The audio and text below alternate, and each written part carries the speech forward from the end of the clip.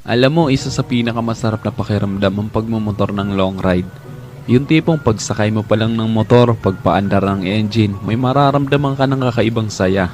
Dahil kapag nagmumotor ka sa mahabang biyahe, talagang nakakawala ng stress at ma-appreciate mo pa ang ganda ng mundo. Yung tipong habang nagmumotor ka, masasabi mo na lang sa sarili mo na, wow, ang sarap palang mabuhay. Ang ganda pala ng mundo. Lalo na kapag ang patakbo mo yung chill lang, yung ini-enjoy mo lang talaga ang moment.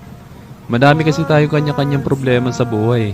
Pero kapag nagmomotor ka na, makakalimutan mong problema mo. Lalo na kapag maganda ang view, maganda ang kalsada, tapos hindi mo namamalayan, nagkakaroon ka na pala ng positive mindset dahil magaan ang pakiramdam mo eh. Kaya kapag stress ka na, kailangan mo lang din talaga minsan ng mahabang biyahe bilang isang pahinga eh. Ang weird no? Kasi nakakapagod magmotor pero ito yung pahinga ng gusto-gusto ng marami. Narito ako sa isang lugar na di ko maintindihan.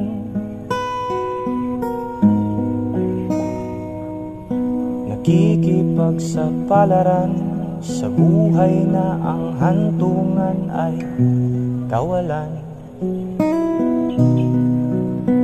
Denumero ang galaw ng tao, bawat gawin ay may presyo. O narito ako sa isang lugar